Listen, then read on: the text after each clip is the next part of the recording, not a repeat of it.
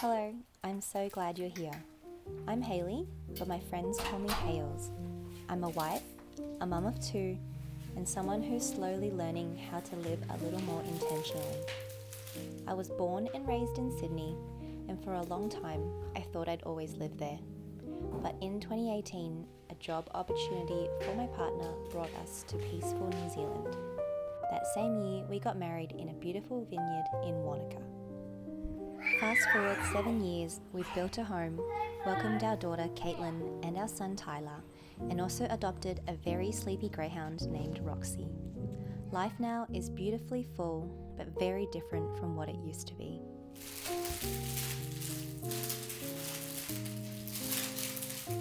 Becoming a mother was tougher than I could have imagined.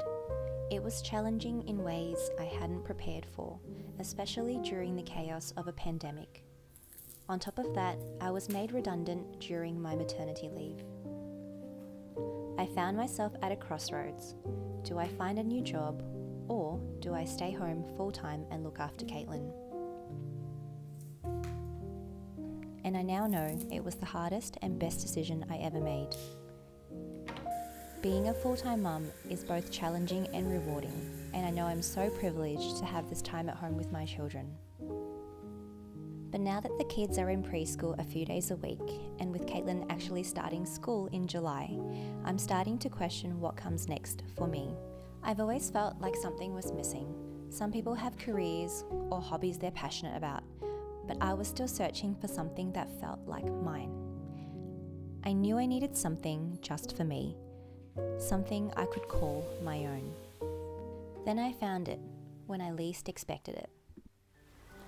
In December of last year, I hit a breaking point. I was stressed, exhausted, and not taking care of myself. I had constant migraines, which made day-to-day life more difficult. My body was telling me it was time to change. It was during this tough time that I discovered slow living on YouTube. People with peaceful, intentional morning routines. People waking up early, slowing down, finding calm, and completely transforming their days. I wanted to try that for myself. It was the first time I considered what slow living might look like for me. Initially, it didn't make sense. My life was already so busy.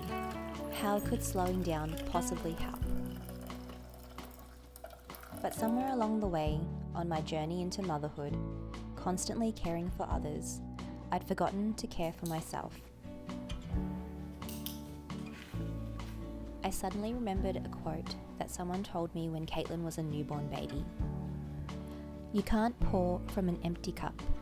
You have to fill your cup first before you can pour into another cup. And you should always keep a cupful for yourself. I think I truly understand the meaning of this quote now. So at the start of the year, I decided to do just that and look after myself. I'd wake up early and have some time just for me. Just 1 hour in the morning before the house woke up. No noise, no demands, just myself. I'd make a warm cup of tea, plan out my day with intention, and let my thoughts spill onto the page. Breakfast became something I enjoyed with my family instead of rushing through it. I even joined a run program, something I never thought I'd do. Little bit by little bit, my days became calmer and my energy returned. But more than anything, I started to feel like myself again. Maybe you're craving that too. A slower pace, a gentle rhythm. A version of life that makes space for you too. I'm so happy this quiet life has brought me peace, and it made me want to share. I realized that I could be like that girl who shared her morning routine online, to show that slow living isn't about being perfect, it's about being present. At first I was scared to show my face, like I could hide it in case it all went terribly wrong. But I wanted to connect, to share my voice, and maybe inspire someone else to slow down too. In choosing this quiet life I never expected and sharing it with you, I found the creative outlet that I was missing, and it's brought me so much joy and a sense of purpose. If you felt that same need to pause, to breathe, I hope my videos offer you a little inspiration, or even just a moment of comfort. If any of this resonates with you, then I'd love for you to join me.